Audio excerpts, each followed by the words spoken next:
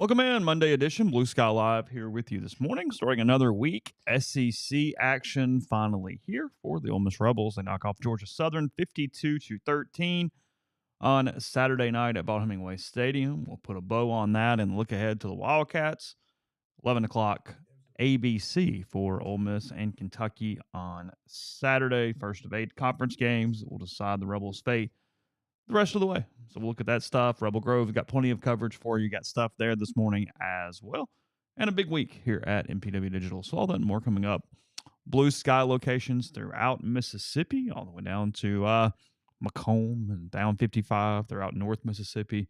Also, you've got Sweet Daddy's locations all over the state of Mississippi, ribs, pulled pork, side items, desserts, and plenty more there with Blue Sky and Sweet Daddy's and the Oxford Exxon. Again, coming to you from the Clark Ford studio. Clark Ford's in Amory, Mississippi. 662-257-1900 is the number. Call it. Ask for Corey Clark. Tell Corey what Ford product you are looking for, and he'll send you a quote within 15 minutes in business hours. It's right to the bottom line. There's no hassle. There's no haggle. You get your quote, and the rest is completely up to you. You can shop that quote around. You can do what I've done, what I recommend that you do, and that is hop into a Clark Ford today. 662-257-1900. Corey and the people at Clark Ford, they want to be your car guy. They want to be your truck guy. They'll prove to you what that means when you make the call. Again, 662-257-1900. Guest join on the Campbell Clinic hotline. From fractures and sports injuries to complex spine and limb conditions, the pediatric orthopedic physicians at Campbell Clinic in Oxford are the only specialized pediatric orthopedic team in North Mississippi providing expert care for growing bodies. Visit CampbellClinicOxford.com to schedule an appointment or call 901-759-3111. Thanks to everybody who checked in for the post-game show. It was up in podcast form even before I went to bed on Saturday night. A lot of you guys watched on YouTube. And again, thanks to Bo Wallace for jumping on in the middle of all that. Appreciate him giving that amount of time and all you. Somebody asking about pushback. I've had zero pushback whatsoever. I don't know what that would even be, really. I don't even know who would push back. Yeah, that's what I was thinking. I was trying to even come up with what that scenario would look like, and I don't know. I'll be curious to see what Siski says today on y'all's show, because I talked to him yesterday morning, and not from a pushback standpoint. I'm just curious if he said something on air that has occurred. I doubt if he'll say it on air. You don't think so? No. Okay. I do too. So anyway, thanks for that. And I respect that. I respect that about Tyler as much as anything. I mean, loyalty's a big thing to him. And, in that situation, he's loyal to both of the people involved. And that's a complicated place to be a lot of times. Yeah. So, I don't know. I mean, and the only pushback I've seen from people is that they're like, I don't think Bo should have, aired his dirty laundry. I've heard that. And then I've heard some people saying, Bo had a different opinion last fall. Opinions change. He also really didn't, though. He didn't criticize his play calling with us. That was not the point. I just think it triggered something, in him. And look, he's free to express his opinion. And the people that are like, well, you didn't get Freeze on the show. I promise you that if Hugh wants to come on the show, he can. That's not complicated. No. He can hit a link whenever he would like. Let us know. 100%. We'll talk about whatever you want to talk about. We could arrange that. That would be. I would not suggest that if I were his media consultant. I know. I don't think Jimmy would go, you know what? That's an awesome idea. Well, that sounds great. I know one of his primary media consultants, and that person would certainly not recommend that. Yeah, you go relitigate your Ole Miss years in the middle of what is becoming more complicated at Auburn by the minute. Yeah, I mean, look, they play Oklahoma Saturday. Any thought that he's giving to Bo Wallace or Tyler Siski or you or me or MPW Digital or anything else this week is a wasted thought. I mean, that is not. We cannot help him on Saturday. Well, I mean, I'm not helping him at all. Yeah. But no, he's got his own set of issues, and I suspect he's got a locker room that he's got to do some reparations in. I mean, He can fix the Bo Wallace thing at a later date, probably. Let's stem with quarterback competitions and controversies and play multiple guys. That has lots of tentacles inside locker rooms because of allegiances and who's on what side and who's on what side, and you're losing too. That adds an element. All the NIL elements that already exist between starters and reserves. I mean, that locker room can get tedious fast. I mean, that's a bad place to be. And he's dealing with all that right now. Well, as I said on Saturday night or early Sunday morning, and it may have gotten kind of lost in the conversation because we've been going for a long time and we were wrapping up and it was late. Losses are different in the preseason than they are in the season. There's an emotional element that kicks in during the season that doesn't exist in May, June, July. Most people didn't believe that before the season that Auburn would lose at home to both Cal and Arkansas, and yet here they are. So there's a different emotional element to where they are today. Yeah, sure. And then, you look around the country, pretty much almost everywhere, not everywhere. Ole Miss was an exception. There were probably some other exceptions, but people are very clearly expressing something because attendance is not, you can announce whatever you want to announce. I see empty seats in stadiums. Some of these southern venues where it's hot and you can watch it on TV and maybe they're not thrilled with their team. Like that's going to be something Hugh's going to have to probably worry about a little bit on Saturday when Oklahoma comes to town. They'll pack it for Oklahoma, but they got some games coming down the road that if the L's keep piling up, the people won't be there, and that gets dicey. Is it any different than 10 years ago? Haven't we been dealing with this for some level for basically since TV became an advent? I mean, perhaps. I don't know. Yeah. I don't remember. I get questions like in the mailbag sometimes, and I kind of laugh at them. Like, man, I don't know. I don't think about it like that. I just noticed it as stark on. I feel like there is a heavier emphasis on it because of the need for revenue and on this battle over what you're doing and however the fan is involved every day. But you saw it in Baton Rouge Saturday. Yeah. I mean, it was very hot down there. And anybody that's ever been, if you've ever lived in that part of the country, the coast, inland just a little bit, which is what Baton Rouge is, in September, in the middle of the day, it's just hotter than hell. And people it's humid and muggy and just yuck. Like I can think of 1,000 things I'd rather do than sit in a stadium. Now, in saying that, I did sort of roll my eyes at Moscona pandering, saying they should never play a day game because of it. It's like, okay, you don't get that level of freaking. That's not the reason, Matt. Like, no, come on. That's Matt kissing up to his fan base.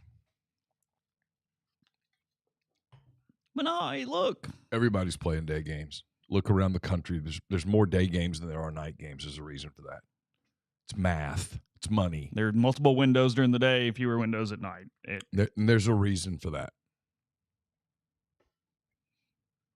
One doesn't have to be a genius to figure it out.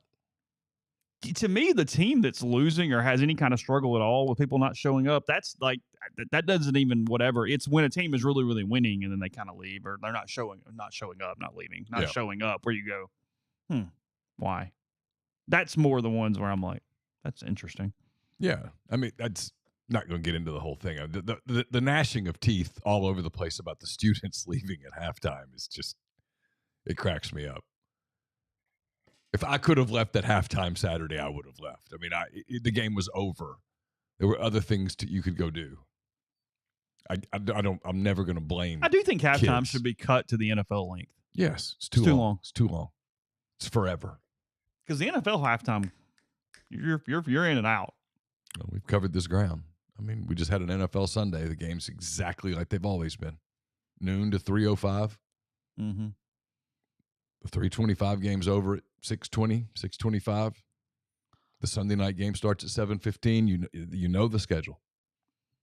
Like the Ole Miss games was, I told you guys, I got there 15 minutes before scheduled kick, and I look up and there's like 27 minutes on the clock. I'm like, what? And it was because they moved the game back. Yeah. The Ole Miss didn't start till almost 7 o'clock. Yeah. And now they've always done that. You have about a 12, 15-minute period. If TV they don't do that in the NFL. No. They don't.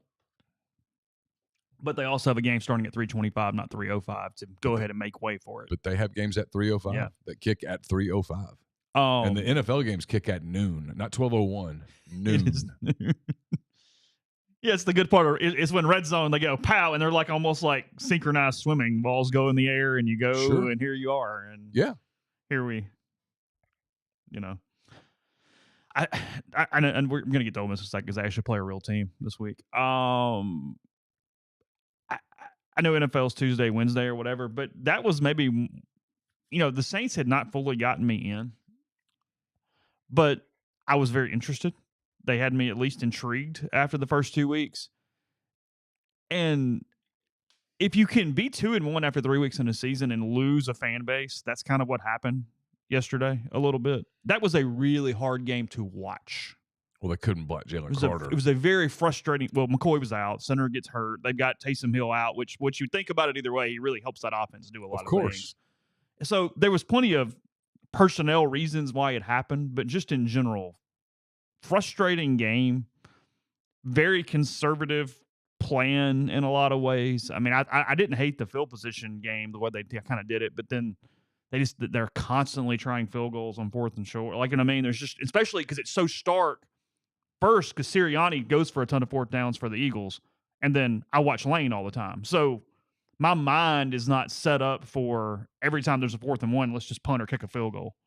And it makes watching Dennis Allen very complicated because it's just this constant conservative, give the ball back, play some defense, slow down. You're like, oh my God. Like But they kind of if they don't have the one play, they get it. It gets done. I mean, they kind of lost on one play. Mm-hmm.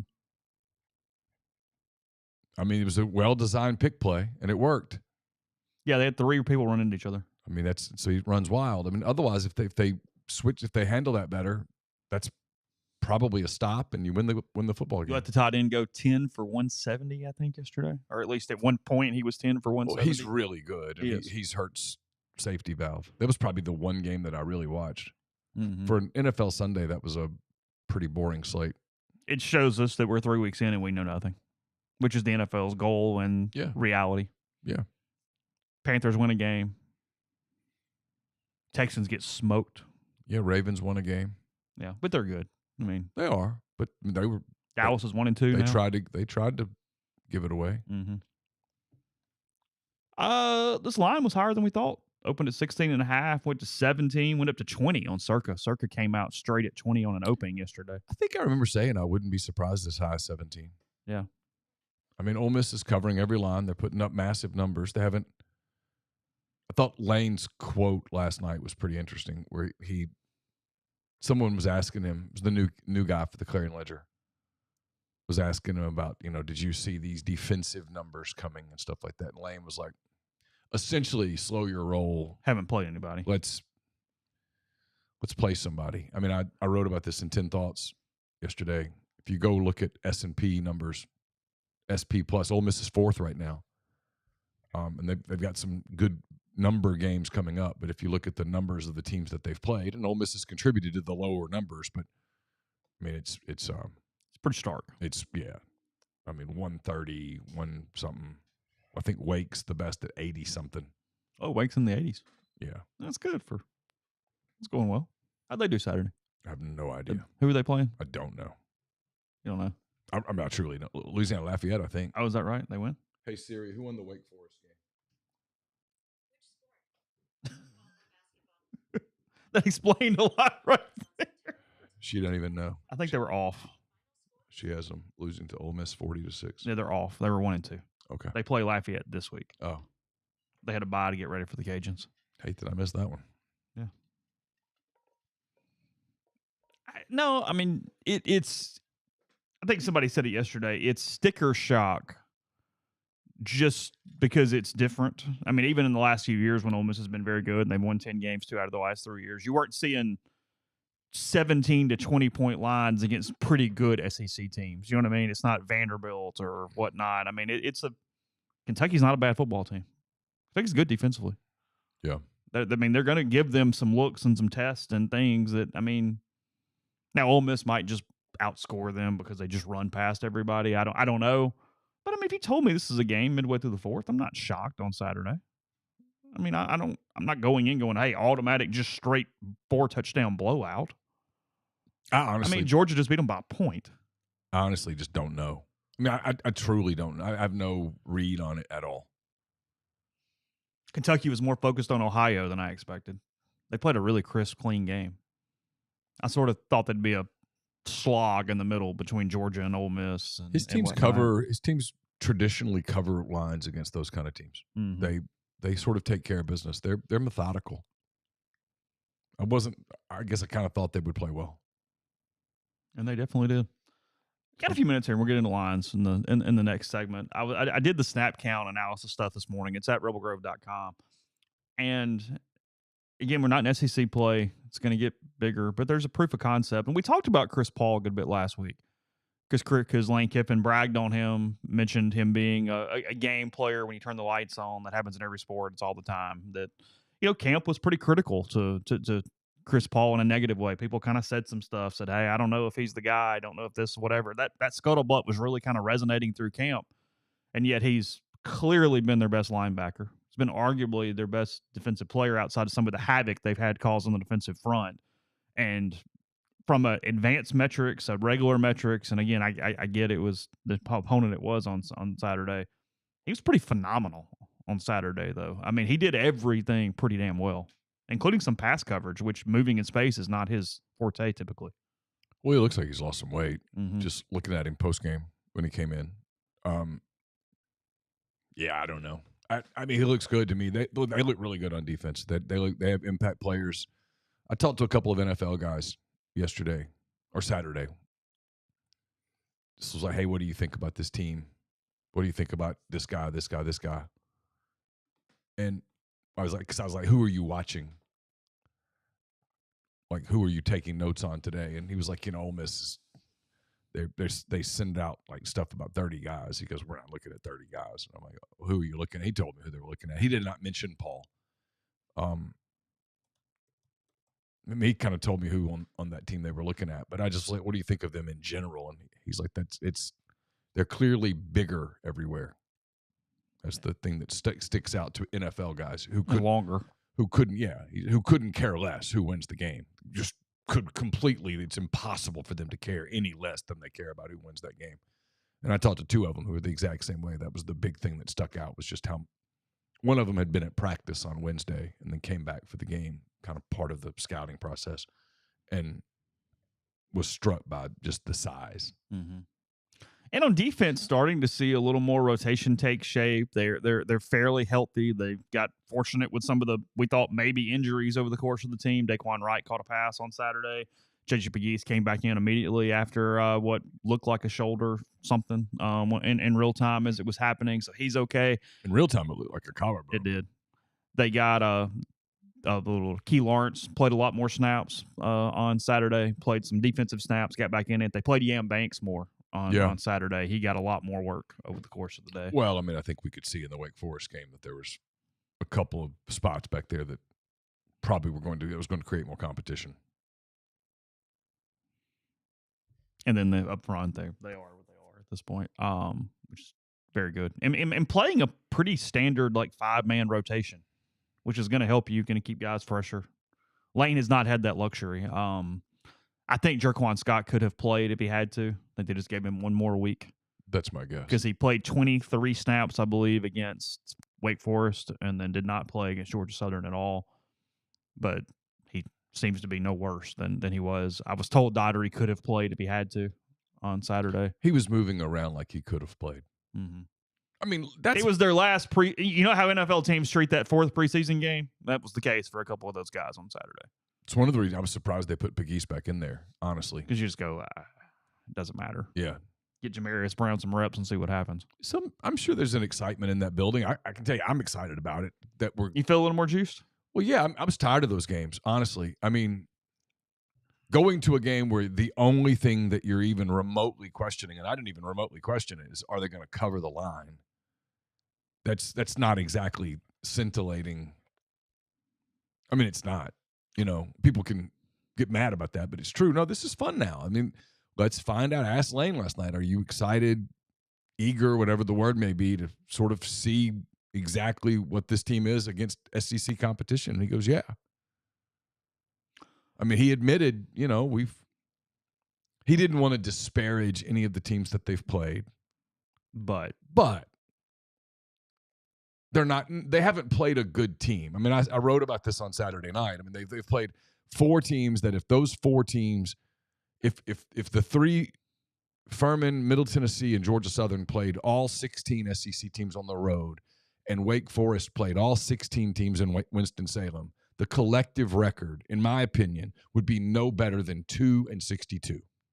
Sure. So I don't know that and you'd have a hard time convincing me of 2, in fact.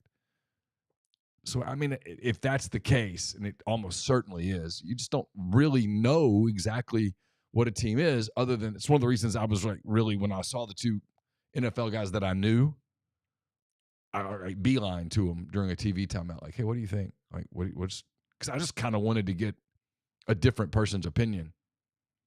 And it was interesting. I mean, one of them said he thought, and he'd seen everybody just about already. He thought they were what do you say? He thought Ole Miss was the third most talented team in the league. Okay. Georgia and Texas.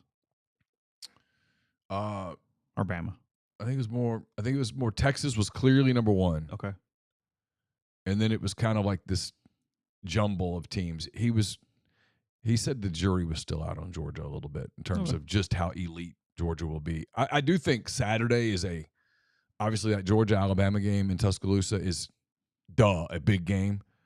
But I think it's going to be a kind of a seismic game, if you will. Because if you're an Ole Miss fan, by the way, you really want Georgia to go in there and win. You really do. I mean, you want Georgia to win. If you're a Missouri fan, you really want Alabama to win. But I do think that's a big game. And then I think and this game was the kind of people's eyes were also on the Tennessee-Oklahoma game at the time. But I think people are still trying to figure out exactly how good Tennessee is. Mm-hmm. Randall says Pegues had his arm in a sling yesterday when he was baptized at Sardis. So that's not shocking. If it came out, went back in, they'll protect it all week. So yeah, should not cost time missed, but that does not surprise me. He's in something. I was just surprised he came back into the game. I really was. Yeah, kind of was too. All right, we'll look at those games and more coming up in a second. First, you've had Wendy's Nugs dipped in sauce. But you had them covered in sauce. Wendy's new saucy nugs take the crispy and spicy nugs you love and turn them up to 11. Choose between flavors like buffalo, honey barbecue, garlic parm, or if you're a real heat seeker, try spicy ghost pepper. Only on Wendy's signature spicy nugs. I dare you. 7 delicious ways to try the nugs you already love. Pick a flavor, grab some extra napkins, and prepare to nug like you've never nugged before. For a whole new way to nug, it's got to be Wendy's at participating U.S. Wendy's. We're brought to you by Comer Heating and Air, Southern Air Conditioning and Heating, different names, same great people, products, and services. If you live in Oxford, Batesville, Tupelo, or the surrounding area, call Comer 662-801-1777. If you live in Hernando, South Haven, Memphis, or the surrounding area, call Southern 662-429-4429. We've got a lot of coverage from Saturday's game in addition to the podcast that lots of people are talking about. I have a column that's up. It's brought to you by Window Hero. From window cleaning to pressure washing, gutter cleaning, gutter guards, and everything in between, Window Hero has the experience, equipment, and expertise to make your property look and feel brand new. If you're in North Mississippi, let Window Hero make your home or business's exterior look amazing. Their experts are fully bonded and insured. They provide specialized equipment, exclusive cleaning solutions, satisfaction guarantee, and more. They're all over North Mississippi. So let Roby and Susan Allen help you keep your windows, gutters, and everything in between clean and ready to go. Call Window Hero at 662-510-7077 to get an estimate. Learn more at windowhero.com. Go to check out Dead Soxy this weekend. If you're coming up for the Kentucky game, they'll have a kiosk, I guess, a pop-up set up between the pavilion and Vaught Hemingway on the side closest to campus.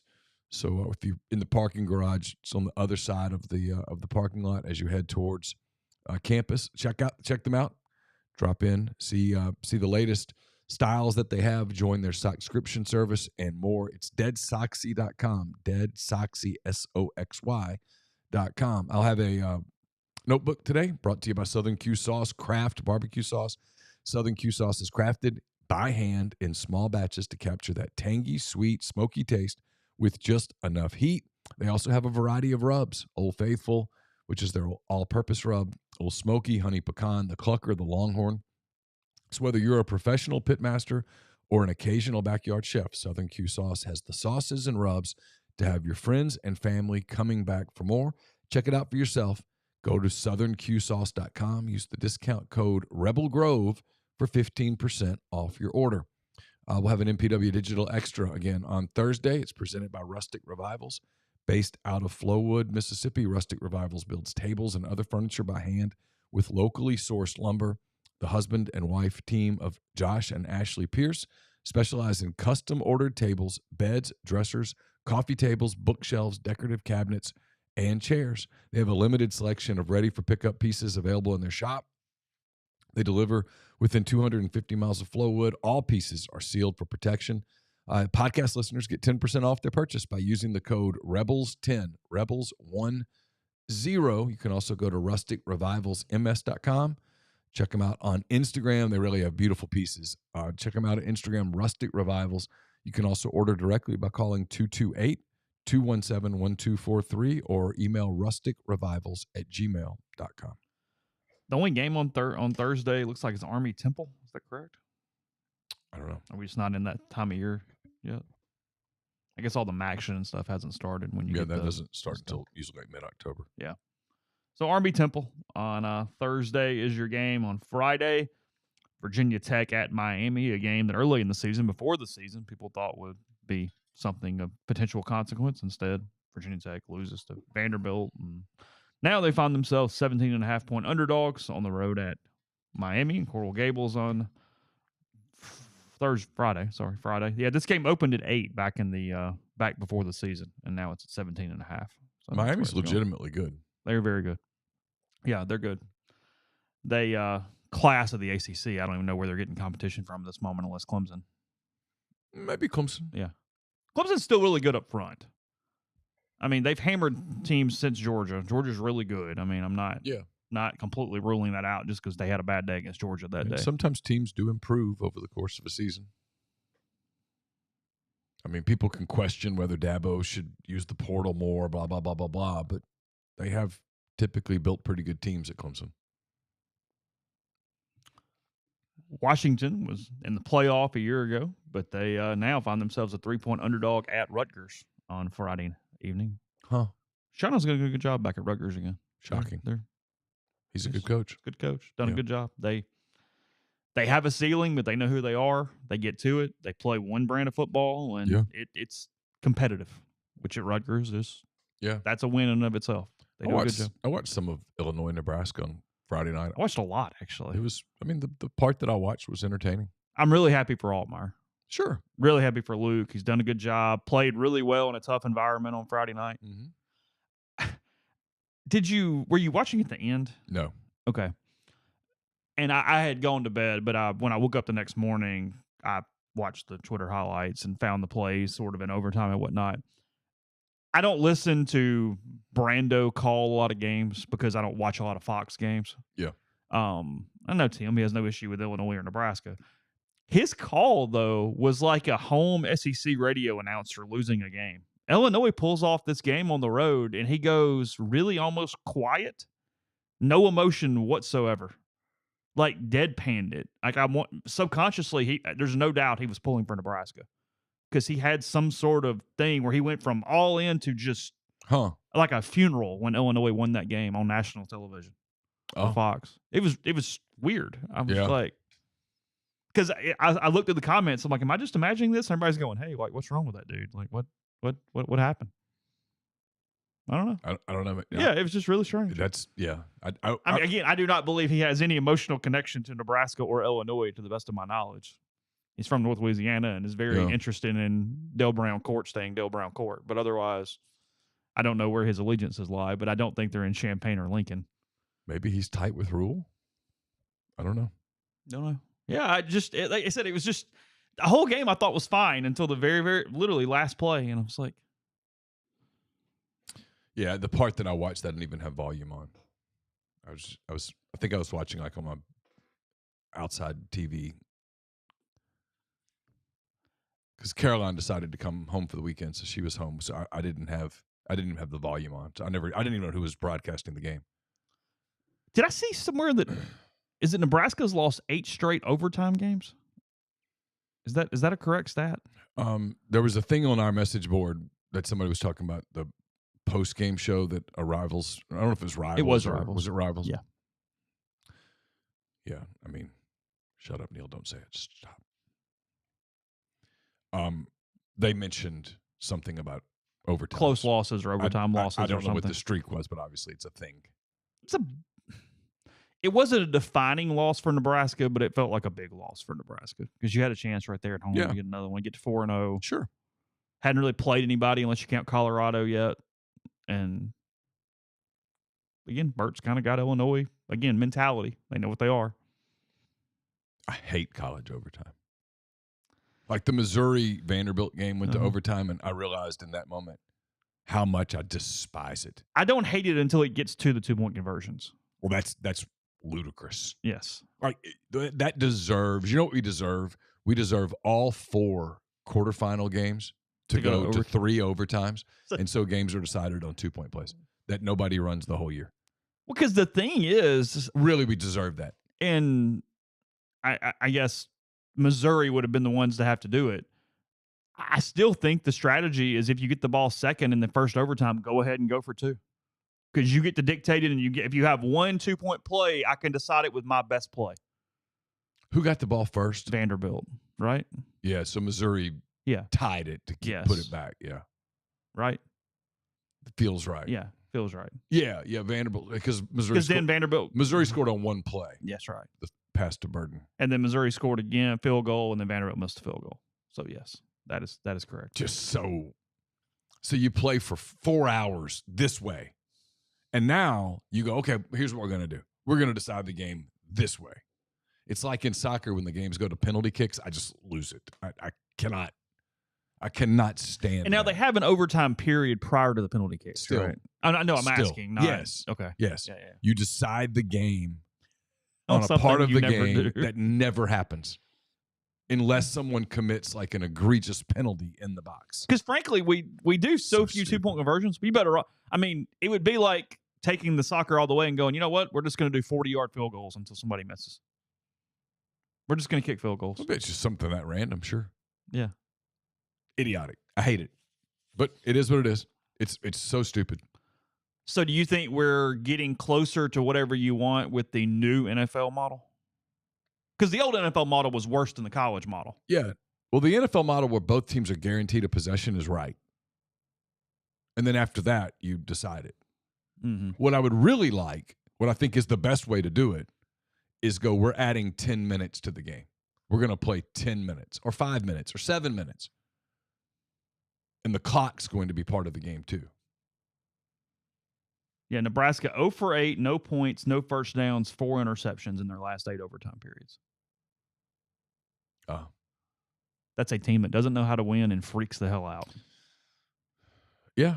Because that's a large enough sample size over multiple staffs that means you got some baggage. Yeah. I mean, some of it's coincidental, but sure. Yeah. That's fair. NC State getting Northern Illinois in a game that's... And I'm with GJG. I don't hate ending regular season games in ties. I don't hate it. I don't. Doesn't bother me at all. I think it's because you grew up in the era. Maybe. Because I think younger people would go, what the hell are you doing? I mean, I watched the soccer. Or it's because you like soccer. I watched the soccer game that ended in a tie. That's what I mean. Do you think that's why? Or do you think it's how you grew up? I don't know. You play an entirely, completely even game, and then you decide the game on a 2-point play? So stupid. Because I remember ties plenty, but I think I'm just young enough to go, why are we doing that, though? Can we just NFL still has ties. Get a winner? NFL has ties. Well, yeah, if the overtime doesn't work. Play an work. Overtime period and it doesn't work. And I'd be fine with that. They tie but I don't game. think I like just completely ending it at the end of regulation. Then play regular football with punts and everything. You going to play 1 quarter? Sure. That's what I said. Play 1 extra quarter. Play 10 minutes, whatever you want to do. I don't care. Figure it out. Decide what arbitrary number you want to go with and do it. Put the time on it. Give everybody 1 timeout each. play 10 minutes, and at the end of the 10 minutes, if somebody's ahead, they win. If nobody's ahead, it's a tie. Unless it's a playoff game, at which point you put just another, keep playing. do another 10 minutes. Not sudden death. No. Play football. You're trying to avoid the sudden death at all costs, no matter what the situation There's no is. point. There's no play in football that is sudden death unless you score on the last play of the game and go for 1 or 2 or whatever the case may be. Unless the final play of the game is the clock and that it ends that way. Yeah. Okay. That's fine. Good with you. I actually agree with that. The Man City Arsenal game ended in a tie and was the most exciting sporting event Sunday. I agree completely.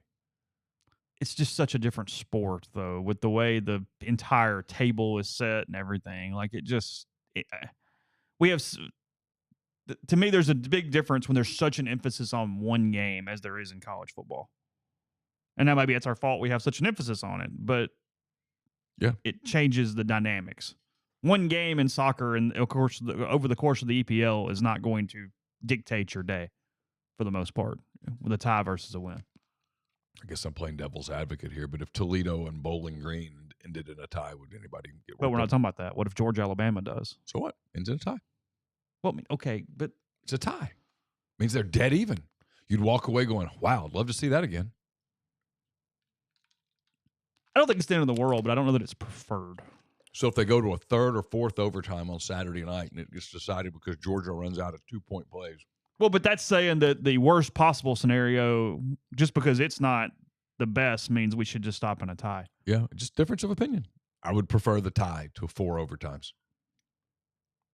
The way that college football does the overtime. I think it's I think it's incredibly flawed.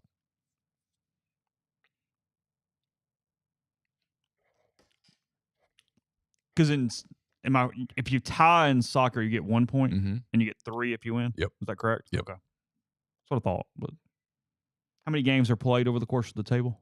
I don't know. Okay. I mean, I don't know. Okay.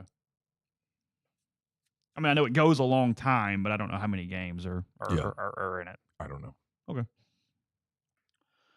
Maryland, Indiana. Maryland is getting 7 on the road from the Hoosiers, who are 4-0. Guy from James Madison doing a good job there in Bloomington in year 1. Signetti. That is correct. Former Nick Saban assistant. That is correct. Imagine that. UConn giving Buffalo 4 in stores on Saturday. There's your game of the day. 11 a.m. You need something to watch? I don't. I'll be covering a game at 11 a.m. Oh, thank God. It is. It's 11 a.m. Oh, thank you. I forgot it was 11 o'clock. Oh, I didn't. You did not forget it was 11? No. Boston College giving an 11.5 to Western Kentucky on Saturday. Bill O'Brien's group trying to get another win there in Chestnut Hill. Yeah, I don't really want to talk about Boston College anymore. They won. They did. They didn't cover. They won. They did. They got a W. They did. Purdue getting 10 at home from those Nebraska Cornhuskers. Nebraska's going to win that one. Purdue sucks. Not good. Not a good football team. No. Kentucky Ole Miss, again, opened 17.5 at most sports books, and it is still sitting at 17 and to 17.5 right now. Not much movement again. I'd be curious to know if Circa pulled theirs down from 20 any at all, because like I said, it opened at 20, so I'm wondering what theirs did. But everybody else right now got it at 17.5, including online and Vegas sports books. My initial impulse is to lay them. Is it? Yeah. I mean, I have basically laid them on 3 teams every single week, and I probably will continue to until one of them finally burns me. Well, look, there was a year that maybe we had some of our best picks we ever did, and we rode Alabama, Arkansas, and LSU every single freaking week. All season. And they covered every game unless they played each other. They did. And it didn't care what the line was. They couldn't get the line high enough. Nothing. It was right there. So I get it. I'd be all right with it. I think that makes sense. I want to look at the matchup real quick of the Ole Miss Kentucky game, just see what OddsShark was saying. Just trying to pull up. I'll give it a second to do that. Did you even turn on Kentucky, Ohio at all on computers or anything on Saturday? I did not. I watched 2 or 3 plays.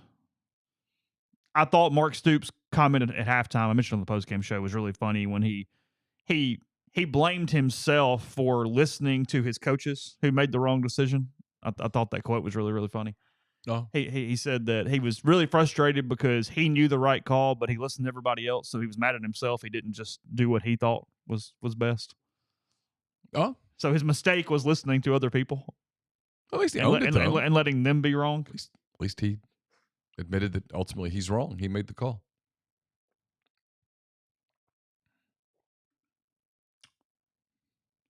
Yeah, I think there's a glitch in OddsShark's thing. I wanted to see kind of what their predicted score was. And their prediction is Ole Miss will win and cover the spread. But right now it says predictive score is 31-29. So they've got a glitch one way or the other. That doesn't, that's not correct. No. So I don't know what a 2-point game would really surprise me. I asked Lane, by the way, last night if he thinks it was just coincidence that the last 2 Kentucky games have come down to the wire. And he was like, yeah. Different. The 1 year was the COVID year, and then 2 years ago, now the 2 teams are completely different. I mean, Kentucky is nowhere near as good at the quarterback position as they were with Will Levis out there. So, yeah. Just totally different everything. Yeah, and that was Jackson Dart's first SEC start. Oh. He's had a few since then. He has. A lot of command of the offense right now. Yeah, very much. Oklahoma State coming off their loss to Utah on Saturday. The Utes pulled it off. They're in Stillwater. Kansas State now hosting the Cowboys in Manhattan this weekend. Kansas State favored by 5.5 in this one. So K-State, Oklahoma State, K-State minus 5.5. I think the fact that both of those teams are in the top 25 sort of confirms what I've said, which is there aren't 25 good teams. Yeah, there's Oklahoma State's a muff punt from having 2 home losses already. K-State's just kind of fine. They're fine. There's nothing. You don't watch them and go, oh, that'd be a competitive team.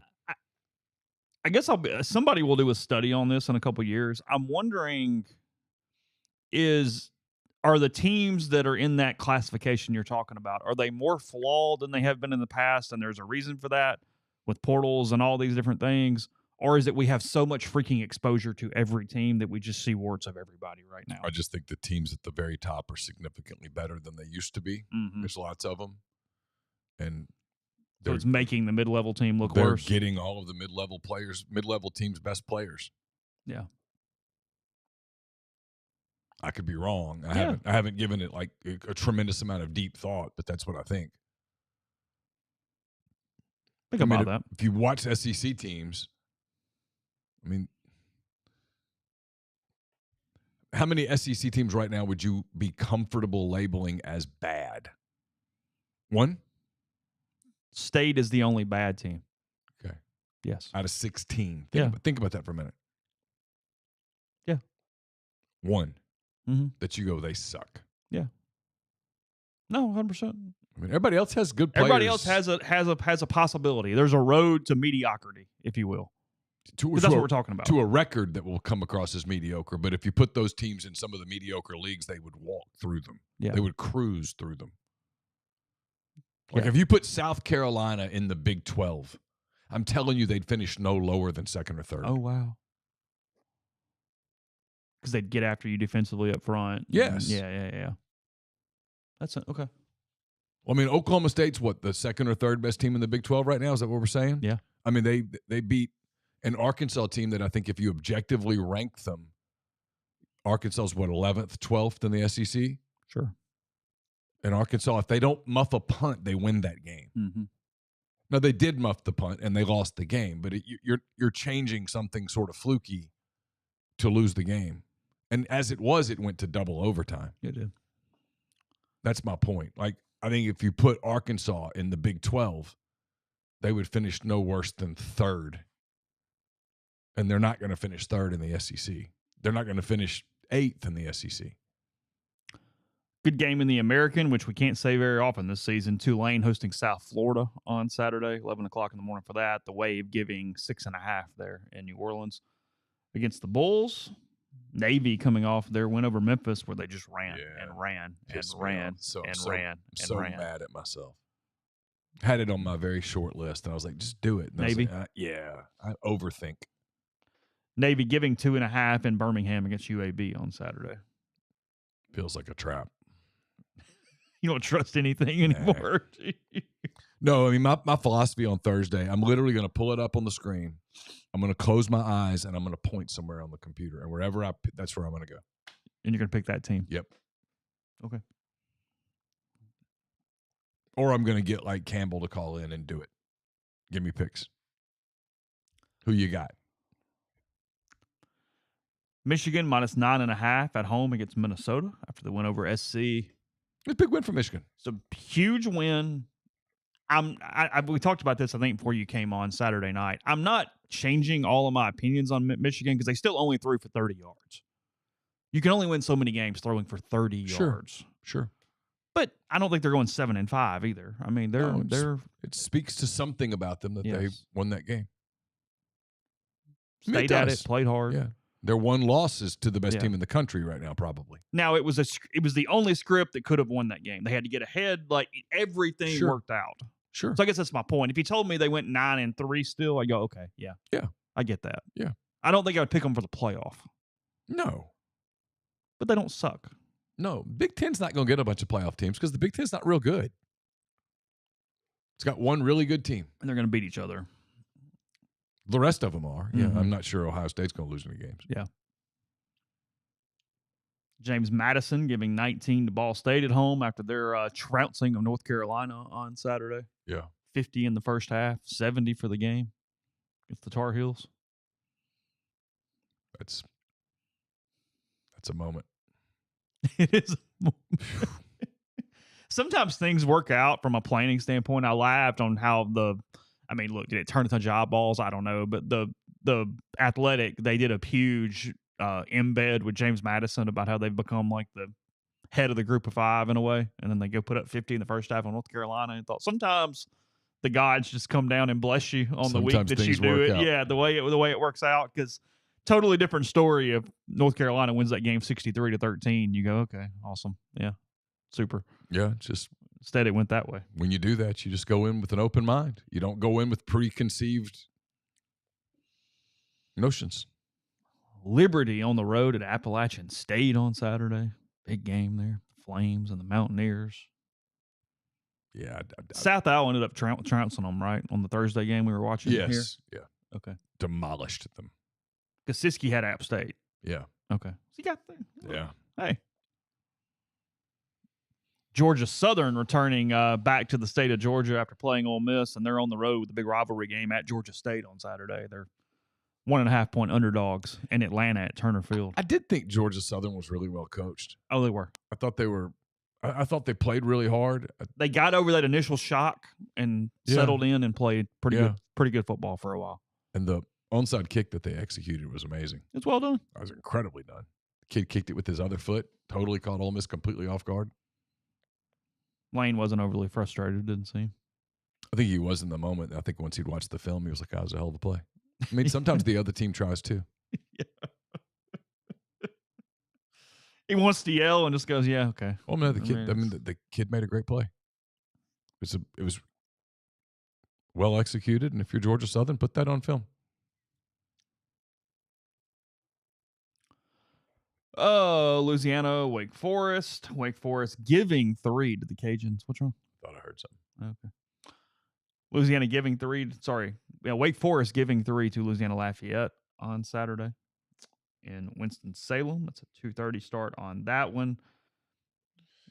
Colorado getting 13. I cannot imagine being bored enough to go to that game.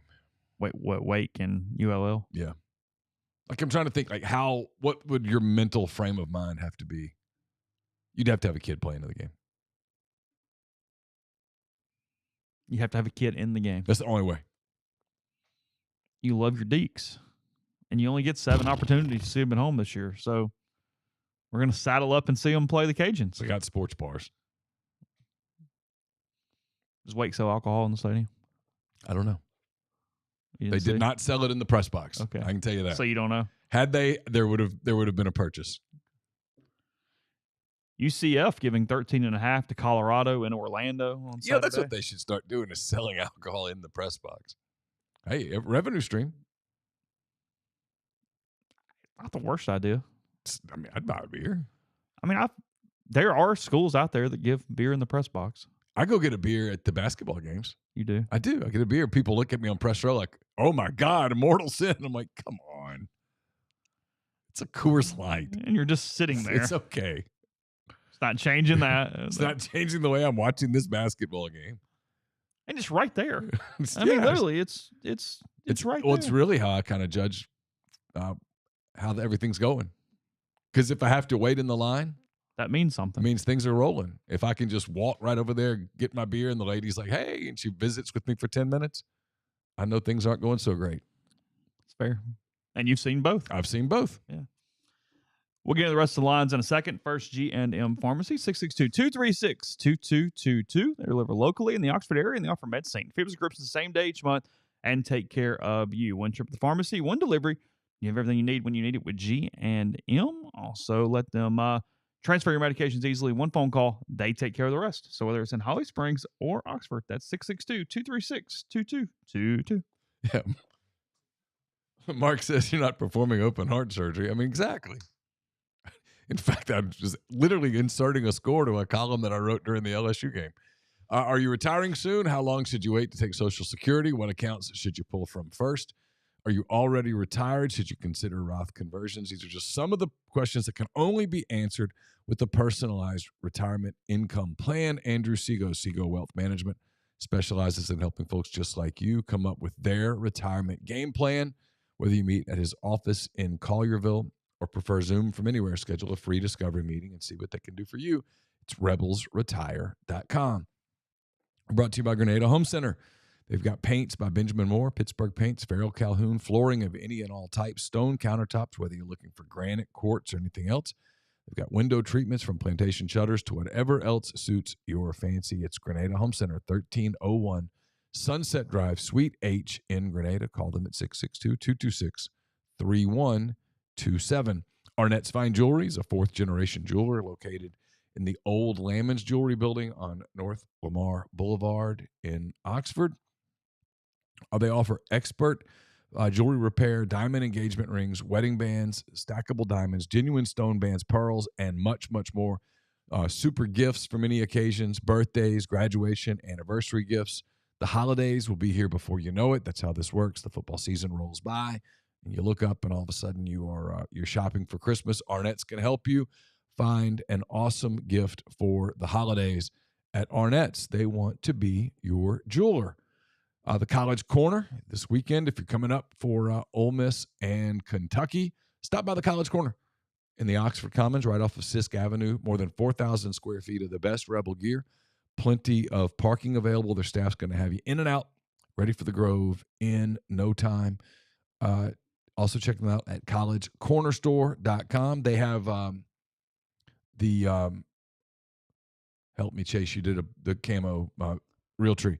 They've got a lot of that gear, by the way, coolers, T-shirts, stuff. The Galaxy pattern is what we're going with. The Galaxy pattern. Yes. They've got that at College Corner as well. So if you're getting ready for the Oklahoma game, want to have some of that, check it out. They'll have it there. BlueSky Live is presented in part by Wonderbird Spirits. Mississippi's only gin distillery, Wonderbird, is located on Old Taylor Road between Oxford and Taylor, just minutes from the square. I had Rob Forster on MPW Digital Extra last week. We talked about their story. It's an incredible story. It's great gin. Really, it's phenomenal. It's a beautiful area. If you're looking for a private party, looking to host a private party, they can accommodate various sizes. They offer a tasting room, grounds, bathrooms, catering room on site. It's part of their packages. It's wonderbirdspirits.com or info@wonderbirdspirits.com. You can call them at 662-205-0779. We're also brought to you by Argent Wealth. They're based in Ridgeland. They've got clients in more than 20 states. They provide detailed, specialized investment management, financial planning, retirement planning for individuals and businesses, and much more. It's myargentwealth.com. Podcast is brought to you by Johnson Hill Creamery. JohnsonHillCreamery.com is the place to go. Order your tailgate packages. The Rebels are back at home for Kentucky this weekend. They feed 10, 20, or 40, whatever you need there with Johnson Hill Creamery. They make it easy. You pick it up on Friday or Saturday at Chicory Market. That's their new location. So stop in. Don't have to call anybody. Don't have to talk to anybody. Don't have to see anybody. Just do it right there online for your tailgating packages. Everything from charcuterie trays, sandwich trays, crudité. If you want to be a little healthier, got great pepper jellies, desserts, and plenty more. So, again, JohnsonHillCreamery.com for all your tailgating needs for this weekend, Rebels and Kentucky.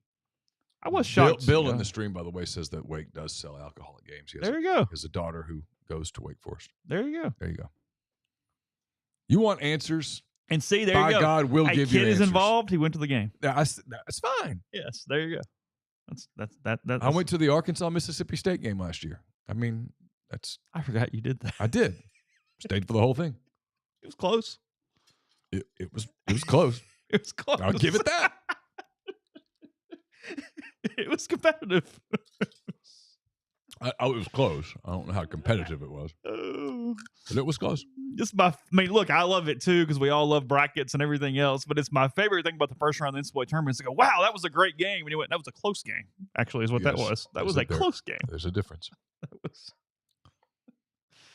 I did go. It was a beautiful day, and they sold beer there. Thank God.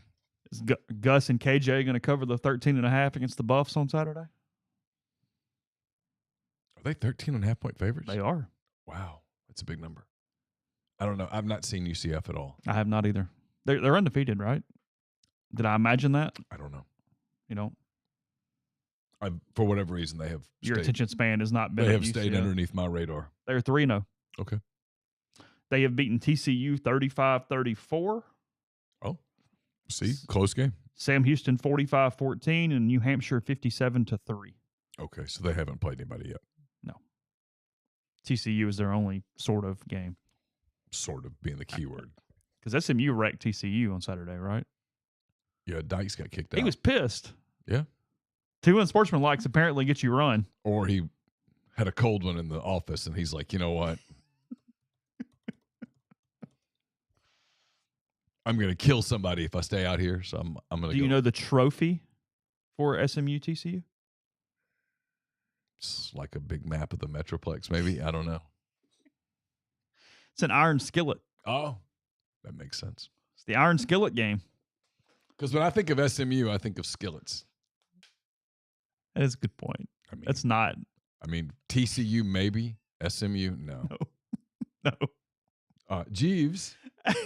Yes. My champagne is almost out, Jeeves. Yeah, had I said a champagne flute, you go, oh, okay. Yeah. All right. That's fine. Jeeves, I would like the caviar now that I think of it. SMU 66-42 over TCU on Saturday in Highland Park. Oh, that's a lot of points. Put up 66 on the. I bet they enjoyed that. But that was a long game. That's where your mind went. Yeah. But SMU's been kind of annoyed with TCU for a long time for plenty of reasons. I bet they really had a nice time on Saturday. Probably did. You know what? We're gonna enjoy all this as this is going on. All is right with their world again. Kinda. TCU and Kansas. Kansas a 1.5-point favorite against those Horned Frogs on Saturday in Lawrence. Jalen Daniels and the Jayhawks. We should do like watchability, like 1 to 10, because that's like a 2. You think it's that bad? Yes. If I told you, hey, you got to sit and watch all of Kansas TCU Saturday, how pissed would you be? But I'm missing other games. We all watch these games on Thursday nights when they're the only game on, and we're just hoping for something close in the second half and go, okay, it's a 7. Like, I don't know. It's pretty rough. It's different if you're like, hey, you've got to watch this instead of Bama and Georgia. I'm like, well, what the hell? But that's the only game on. You flip it over there and just kind of No. Just kind of look at it. I don't know. Just kind of look at it for a minute and go, hey, find something compelling here. Arkansas getting 4.5 in Jerry World from the. Is it down to 4.5? It's at 4.5. It was at 5.5. It opened at 5.5. Now 4.5 against the Aggies. On a watchability standpoint, it's about a 5. Yeah, I was thinking 6. So okay, but interesting game. Texas A&M is not great at quarterback. Appears they're going with Reed, who is athletic and smart kid. Is that what they're doing? He played most of the Bowling Green game. Former Ole Miss commit. Yeah. What was that score? 26-20. Oh, it was that close. Yeah. Now, Bowling Green's got a pretty good program, but still. Okay. This is typically a close game that A&M wins. I think I'm just taking the points because I don't have a strong feeling. Yeah, if you're going to offer It's me a field goal either way, and if you're we'll going go to with offer it. me 5 points, I might go with Arkansas. I think that's where I'm at on it. Green is maddening for Petrino. You can see it on the sideline. I mean, he's like losing his mind with just like it's a basic read. I will tell you this. It's an interesting thought. One of the NFL people that I talked to, this shows you how the NFL thinks. It's how the Anthony Richardson thing happened, okay? NFL people are intrigued by Taylon Green. They are. Because he makes a few plays, and he's so athletic. They all think they can fix the problem. Well, they look at him, and he's 6'6". Well, the reason is that there are not many people in the world that actually can do the positives. So if you have the positives, you go, maybe. He's 6'6", 235, runs basically like a gazelle with those long strides. He tricks defenders. They take bad angles on him. They think they can stop him at 8 yards, and he ends up getting 11. And then he makes that throw running to his left against his body the other day that ends up being a touchdown to, I can't remember who caught it. But there aren't many guys that can physically make that throw. Oh, Anthony Richardson has the best throw in the NFL this year. That falling back 66-yard touchdown that he just looped in there like a moonshot. The problem is every other play he does. Now I'm going to tell you the one who can throw it. When he gets his feet set and gets on platform, is Nico. Oh, my God. That throw, the crossing route, he's good. It was a missile. Good game. This is high for me, and I know I have like a thing with both these teams in different ways. But just remember that conversation. Okay. So when Taylon Green gets drafted later. Because he apparently has more time left. He has another year or whatever. So he's not coming out early. No, there are NFL people that have him on the radar that really like him and are watching him. It shows you that league is still about athletes. Like, because I asked about Jackson Dart, and it's like, yeah, I don't know. Like him. You wonder, can he do this, this, this? It just shows you that they think on a different level than they don't just look at college stats and go, huh, there you go. They're the smartest people in the room, and they overthink all at the same time. Because it's so competitive, and the margins are so thin, and they're always looking for something. Yeah. This is like a 7.5 for me. Louisville at Notre Dame on Saturday. Louisville's a pretty good team. Oh, yeah. I'd go maybe even higher. Maybe even 8. Yeah. Notre Dame trying to get it figured out after that one loss. This is 4.5 on the line with this one. Notre Dame giving Louisville 4.5. Sammy, I'm not going to say it out loud, but I'm not even remotely surprised. Are you not? Not even a little bit. Not even a shred. It's tomorrow. Okay. The day that he got introduced as the nominee and he shook his wife's hand on the stage, I was like, oh. Like the red flag went whipping through the air where you couldn't help but see it. That's all I'm saying. Giant flag. Giant flag. You know, when you go to the beach and they have the big flags up where you can't help but see them, and it's like, do not go in the water, you big idiot. The red was one of those flags. Wisconsin getting 14.5 on the road at USC for that traditional Big Ten rivalry game we got going on Saturday. It's going to take a minute. It is.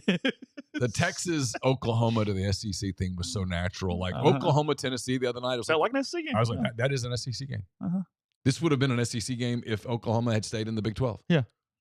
But USC is not they're not Big Ten. No, they're Pac-12. Yeah, they're flashy and throw it around and the thing. Programs have personalities. They don't fit their conference. Oklahoma and Auburn. Speaking of, on the Plains, the Sooners and the Tigers. This line's weird. The over-under of 47.5 is my favorite part of this one. I love the under. Which means it's going to be 30-28. Maybe. But how are they getting there? I don't know, man. Because Oklahoma's good defensively. Really good. Oklahoma deserves more credit defensively than they're getting from that 25-15 loss to Tennessee. Going to be a challenge for Venables to get his team psyched up for this. Because they played their ass off. Oh, they played really hard. They just couldn't score. Phenomenal environment. I don't know how much of it you watched. Yeah, I saw It was some. an amazing environment. They were jacked up. They gave Tennessee all Tennessee wanted, but Tennessee's good, boys. Yeah. I hear people keep trying to do, well, they're really not. No, they really are. No, they're good. They're really good. The kid's young. The question on how good is not whether they're good. It's can they win the title or not good. Like, that's literally the question. Yeah. And I don't know. Yeah. Oklahoma giving 2.5 on the Plains. I mean, now, Auburn statistically played better than the score on Saturday. They did. Their coach and the quarterback lost the game. Yeah, and Arkansas's okay on defense. Mm-hmm. I mean, Travis has done a really – I know I covered him when he was at Auburn. I really like Travis Williams. I'm not remotely surprised that someone as smart and as charismatic as Travis Williams is having success as a coordinator. Not even a little bit. He's an excellent recruiter. I'm not surprised by that. He was a really neat kid. That was a good game. You know, again, that's we go back to the SEC thing, right? They're not bad teams. I don't watch Auburn and go, they're bad. Now they're in their heads a lot, but Auburn has athletes. Oklahoma's problem is they're so bad up front on the offensive line that it's starting to bother Arnold. He played poorly the other night. Now, Tennessee is a bunch of beast on the defensive front. They're good. Tennessee's defensive front impacts games. Mm-hmm. I don't know what I think about that game. I'm almost tempted to take Auburn in the points just because it feels like they're sort of due a break. But Oklahoma's defense is going to be a problem for them. Oh, wow. Grind said you should listen to Kerry's postgame meeting. Kerry Murdoch of Soonerscoop.com said labeled this game a must-win for Brent and said there'll be a coaching search at season's end if not. I'm about that. Wow. And I've always been really down on Venables and thought he's done a better job. Like, I actually sort of have cooled on being as critical of him. I just think they don't have the horses right now. Arnold's a year away. Their expectations are super high. Yeah. And expectations are reality. Mm-hmm. And in this league. Now you'll spiral if you don't recognize what they should be eventually. If you can accept it. Well, I get it. But or you get into a perpetual spiral. That's what I mean. That happens. Yeah. Duke and North Carolina on Saturday. Blue Devils and the Tar Heels. I mean, someone puts basketball out on the court, I'll watch. But otherwise, no thank you. That's a 1. Duke giving North Carolina 2.5 in Durham on Saturday. That is a 1. It is a 1.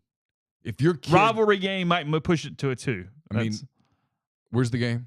Durham. Just go to the field house and take your 5 best basketball players against their 5 best basketball players and play and see what happens. It would have a higher attendance, higher watchability. I'd watch it at that point. And the football game, if you see me watching that game, anyone, call the police. Someone is holding me against my will. Because I'd rather go do the yard. When is the last time a non-Vanderbilt SEC line has been as high as this thing? Mississippi State in Austin on Saturday to face the Longhorns. So I thought about this yesterday, and the only answer I could come up with, and this is probably just because of who I cover, is 2011 Ole Miss. Because I'm sure they had one around here too. Well, they played LSU and Alabama both at home. Yeah. That was that year that LSU, Alabama, and Arkansas both. They were all really good. They all would put up 7,000 points a game, and you would just lay the points, and you won 4/5 of the time. But I don't know that they ever – I know they had a couple of lines that were around 30. State catching 38.5 right now in this game. Yeah, here's the crazy part is that started at 37 and has gone up because people are like, I'll lay them. And I'm just going to tell you, I'm laying them. I can't take State. Chapin's now out for the year. You got a backup. Because Chapin's not a bad quarterback. No, he's not bad at all. He was sort of saving them from being even worse. He's okay. No, you're underplaying it. He's okay. Yeah. He didn't sort of save them. He kept them from being sort of saved them because they humiliated. still sucked. Like, yeah, but I mean, he kept them. He would make a play here and there. They're horrid. And he's gone? No. I'll lay 38 points. Sure. No problem. I mean, here's the thing. Like the 4 teams Ole Miss played. When did the hypothetical, I actually think State could lose at Wake, and I think Georgia Southern could go to Starkville and give them a game. And everybody else, like if you told me, hey, Auburn goes to Wake, I'm like, Auburn wins easy. If you told me South Carolina goes to Wake, Carolina wins easy. Kentucky, Arkansas, Texas A&M, those teams would go to Wake and just dispose of them. Not State. State would go to Wake and it would be different. They look bad. Like, I'm looking at their schedule. You're fine. I know this is boring. I'm doing this for myself. At Texas, it's a loss. I mean, forget point spreads. It's a loss. At Georgia, geez. Texas A&M at home, loss. Arkansas at home is a loss. They go UMass at home. I don't know anything about UMass. They suck. Okay. At Tennessee, open date. Missouri at home, they're not winning that, and they're not winning in Oxford. But see, they beat Eastern Kentucky. They're 2-10, 0-8. Okay. 2011, Bama was only a 27.5-point favorite over Ole Miss that night. Why did we not put all of our mortgages on that game and run every... What was LSU that night? Do you know? I can find out really quickly. Hold on. Because I remember there were a couple of really big numbers. Yeah, can I go back retroactively and put a bunch of money on that? I mean, dude.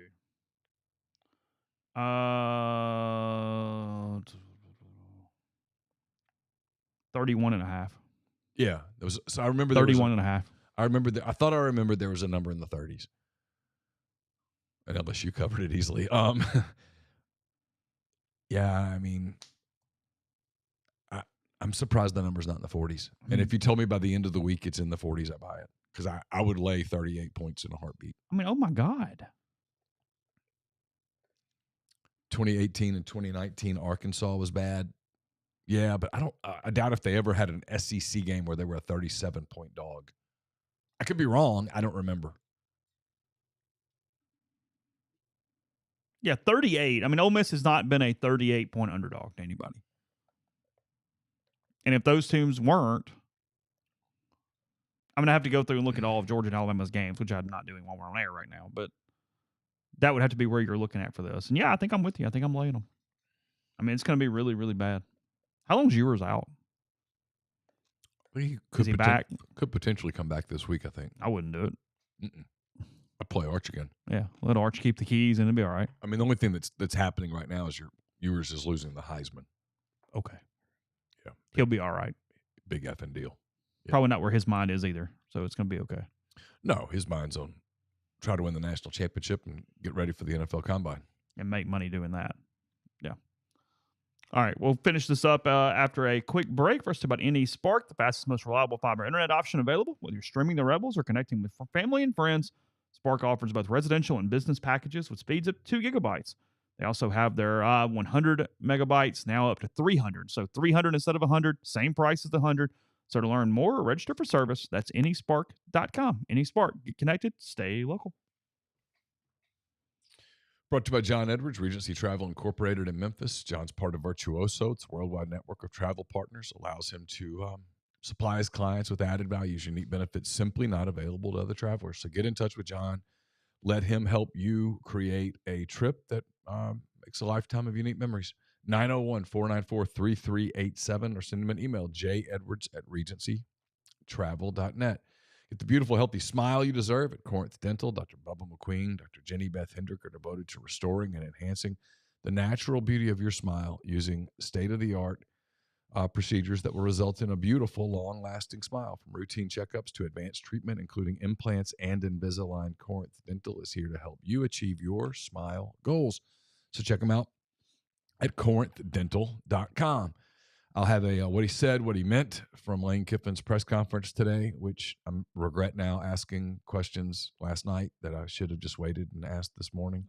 Kind of mad at myself the more I think about it.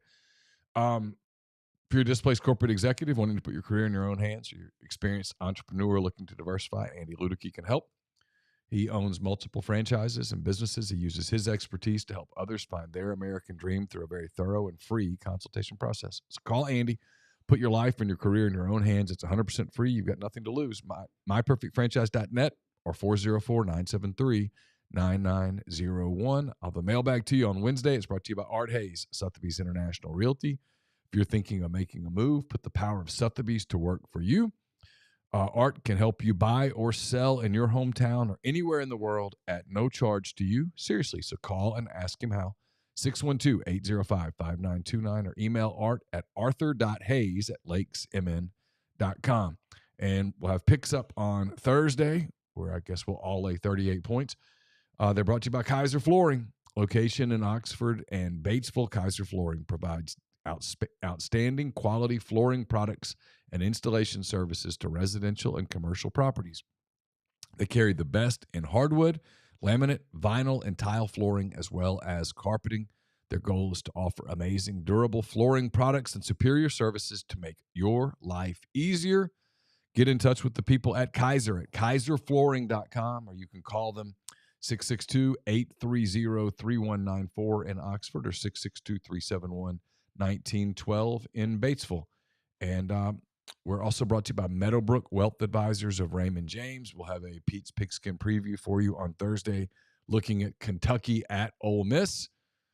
It's brought to you by Meadowbrook, a full-service investment team based in Jackson, providing financial planning, investment management to clients across the state and surrounding areas.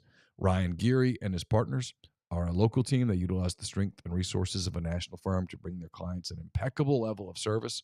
You can learn more or get on their monthly market update email list just by reaching out to Ryan Geary at 601-368-2215 or ryan.geary@raymondjames.com. Raymond James and Associates Incorporated, member New York Stock Exchange, SIPC.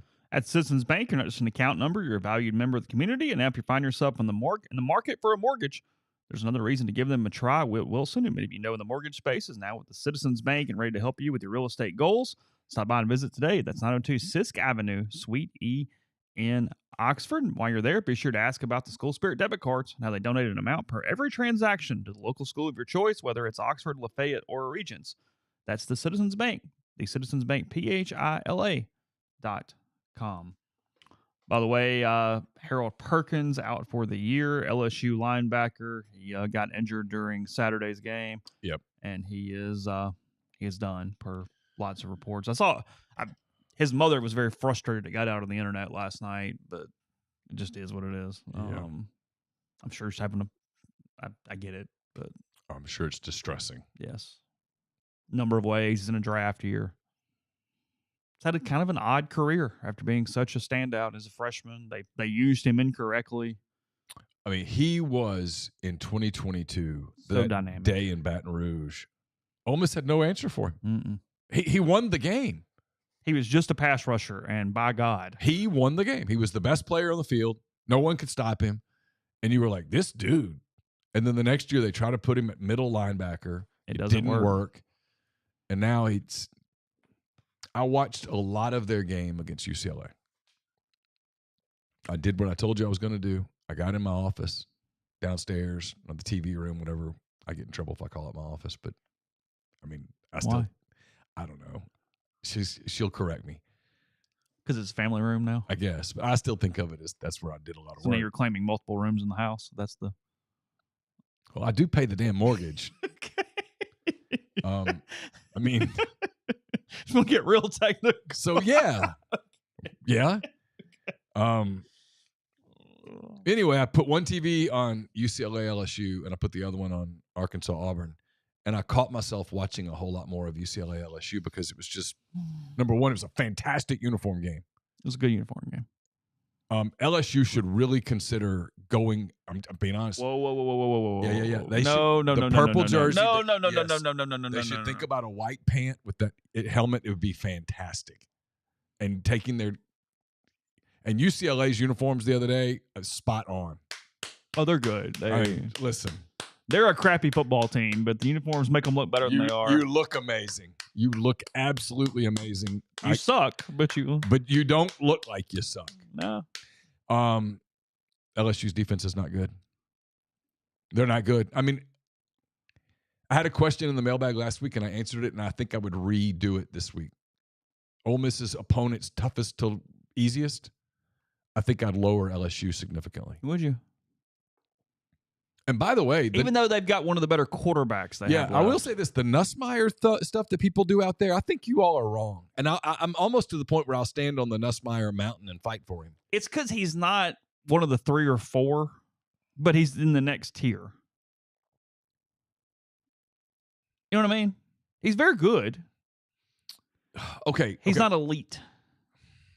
If you put Garrett Nussmeier on Alabama or I'd Georgia, rather have Nussmeier than Milroe. Okay. I would. I might rather have Nussmeier than Beck. It's where my mind was trying to figure it out in my head. So we're having this conversation, right? Because when you start having that conversation, you go, okay, so what you're basically saying is you would rather have Nico, you'd rather have Dart, and you'd rather have Ewers. And you would quit. I'm thinking. I know. I'd rather have Nuss than Brady Cook. Nico is the one that has this phenomenal upside. Like, oh my God. I'd rather have Nico than I'll deal with the mistakes. But I think if you gave Lane Kiffin Garrett Nussmeier, he'd tear the world up with him. Even with the less mobility? Yeah. Because the kid can make every throw. He saved him Saturday. I think I'd rather have Beck, but I think I'd rather have Nussmeier than Milroe. So I think my tier has 4 quarterbacks ahead of him. Okay. So 5th, which is good. Good. Very good. But I don't think they're a very good team. Well, defensively, they're not much better. I'm not sure. And they're not good at running. I'm not sure they're any better. What's his name? Garbers? I mean, had a day. Mm-hmm. And they suck. Yeah, they're bad. I mean, they beat Hawaii 16-14. Well, and the Heat wilted them. But yeah, their first half against LSU was really good. 17-17. It is good. And it was like, whoa. You know, we give Hugh so much crap. It's justified. We don't give Brian Kelly enough crap for the way he just buries his team every time something goes wrong. All right, so LSU. It's always it's never Brian Kelly's fault either. LSU the rest of the way. They get South Alabama this week. They'll win. Open date. I think they lose at home to Ole Miss. I'd bet on Arkansas at home against LSU. Yeah. Okay. Arkansas is going to score 30 points against them. Yeah. I'd bet on Texas A&M because their defense. No, give me LSU's going to outscore A&M. So A&M can't score. You think LSU's going to go to College Station and win? I know Bowling Green just got within 6. Okay. Open date. Alabama at Florida, Vanderbilt at home, Oklahoma at home. Some interesting games. They're going to be screaming down there by the end of the year. Yeah, they are. I kind of want to see how Kelly handles it, too. He bugs me. He's very unlikable. It's hard to like. I'll give you a hot take possible prediction. I'm not predicting this. I'm saying in a world where this happened, I'm not stunned. Sure. Brian Kelly tries to get the Florida job. Ooh. Be a bad hire.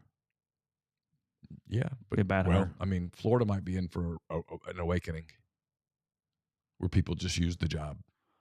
Who was previously before Saban? Brian Kelly's the first coach at LSU since Jerry DiNardo to not win a national title. Yeah. Because it's not happening. No. He's not winning a title. No. He's not good enough.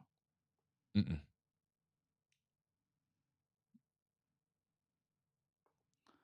Let's see. Iowa State, Houston, really don't care there. Stanford, Clemson. Your boys from Monroe are at Troy on Saturday night. Are we? They are. We played hard the other night. Hey, their defensive coordinator said, hey, we got guys that beat Arch in high school. We're ready. We're ready to go. They did. He did. I had no problem with that. What's he supposed to say? Hey, he's going to beat our ass. I mean, come on. It's fine. He didn't say, hey, we're going to go beat Texas. He's like, hey, we're going to go play. And they did. They went and played. They tried. Ohio State giving 24.5. I hate when media does this. Please say something when you say I'm going to criticize you for saying God, please say something. Y'all are so boring. And then someone gives you something like, you are an idiot for saying that. I hate that. Drives me nuts. They have guys on their team that beat Arch in high school. Middle Tennessee getting 24.5 at Memphis on Saturday. It's a big loss for Memphis, man. Yeah. Ooh. They're going to lose, but my TV will at least be curious for 2 seconds. Luke Altmaier and the Illini in Happy Valley on Saturday night against Penn State. Yeah, that number's huge. Yeah, it's 17.5. Tells you something. It does. Yes. Tells you Vegas thinks about Ole Miss and Penn State in sort of the same vein. Mm-hmm. I'm just going to put the line up there and let it go. Yeah. In other words, really prefer you people to go bet on something else. Yeah. We'd like you to just stay away. We're going to make this number. I will take Penn State and lay them. Georgia giving 2.5 in Tuscaloosa on Saturday night. I have no earthly idea. Hell of a game. 6:30. We'll be finished. I'm going to pour some. Maybe. Might still be going. I'm going to go pour some bourbon in a glass one way or the other. Okay. And watch it. I don't know. Do you have any expectation for that game other than it's going to be interesting? None. I have no idea. I think I'm picking Georgia, but I have no idea. There's no result that will surprise me. Let's put it that way. Even blowout. Either way. Same way. I don't know. I have literally no expectation. Little circus. It'll be crazy. I think Trump's going to be there. Yeah. They're telling people who are covering the game, you probably can't get here early enough. Okay. Final TV designations, by the way, for this coming Saturday, not South Carolina. We don't know those yet. For Kentucky this week, this is the ABC game. We're talking about Georgia and Alabama at night. Otherwise, Kentucky and Ole Miss, they are at 11 a.m. on ABC. So ABC for Kentucky and Ole Miss this week. Oklahoma and Auburn is 2:30 Central on ABC. Arkansas, Texas A&M from Arlington is 2:30 on ESPN on the flagship.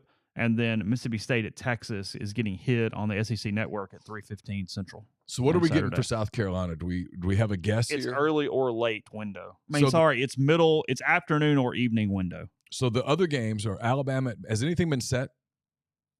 Not to my knowledge, but I don't know. So you got Alabama at Vanderbilt, Tennessee at Arkansas, Auburn at Georgia, Florida's home against UCF, Kentucky's off, LSU's off, Ole Miss is at South Carolina, obviously, Mississippi State's off, Missouri's at Texas A&M, Oklahoma's off,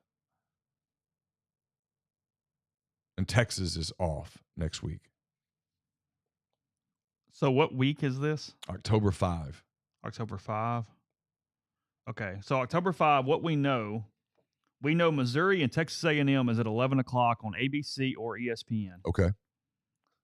Then we have an afternoon game for sure of Alabama at Vanderbilt, or whoever's home. I actually don't know the answer to this. I think it's at Vanderbilt. I think it's at Vanderbilt. So that's an SEC network game? It doesn't say. It just says strictly it will start somewhere between 2:30 and 3:30 in the afternoon. Okay. And then flex games, meaning they can go afternoon or night. They can't go at 11. They can go anywhere else. Okay. Auburn at Georgia, Tennessee at Arkansas, Ole Miss at South Carolina. And then we know for sure a night game that is going to start between 5 and 7 o'clock is UCF at Florida. Good. So that's the 6:30 SEC network game on Saturday night. That's exactly right. That's your 6:45 SEC network. Yeah. Everything else is flexed.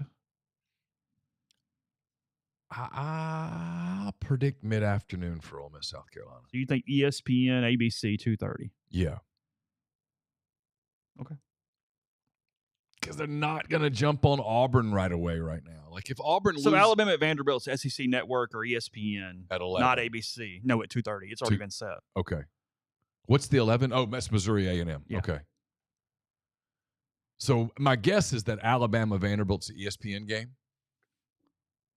Or it could be SEC Network. Or they could do SEC Network. My guess is they won't because of Bama. But they rarely put Georgia at night. Georgia-Auburn's almost always an afternoon game. I won't be shocked if they put Tennessee-Arkansas at night. Tennessee's hot. Well, somebody's got to do that. Somebody's got to be the 2:30 ABC game. I'm going to guess it's Ole Miss, South Carolina. Okay.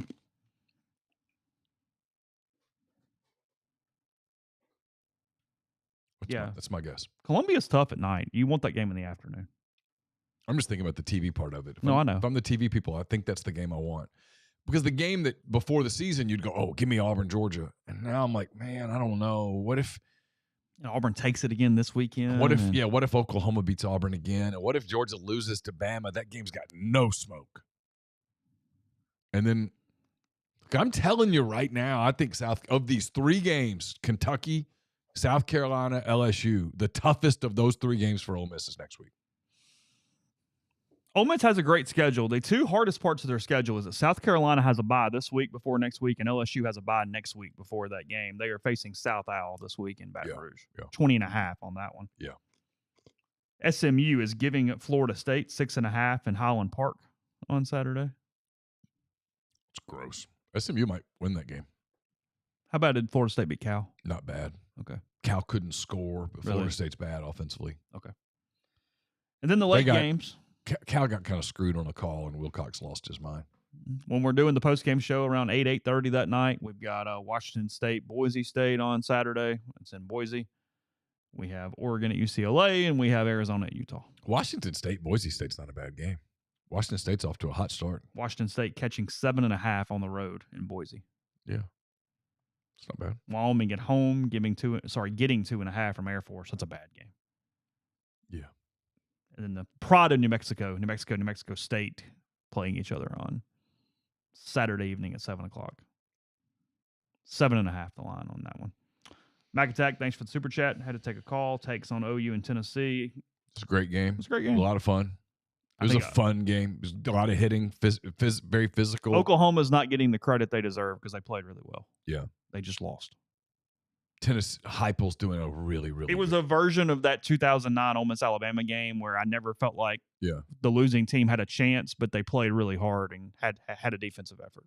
Heupel's a terrific coach. He's not asking the kid to do too much right now. Mm-hmm. So they protected him on Saturday. And when I mean that, they play calling everything. And look, they're really good on defense. And they were kind of banged up at tackle and didn't force it either. Yeah. They're letting him grow, and he is some kind of good. Yeah. He is a charismatic kid. So we'll have TV times for next week. By the time we talk to you again in the morning, Lane Kiffin today at noon. Have coverage of that at rebelgrove.com. And then we'll hit more college football and more NFL on tomorrow as well. 2 Monday night games this week or just one? 2. 2 games tonight. Yes. Bengals, Commanders, and somebody. I knew that one. Yeah. So not sure otherwise. All right. Take care. Have a good day. We will talk to you tomorrow.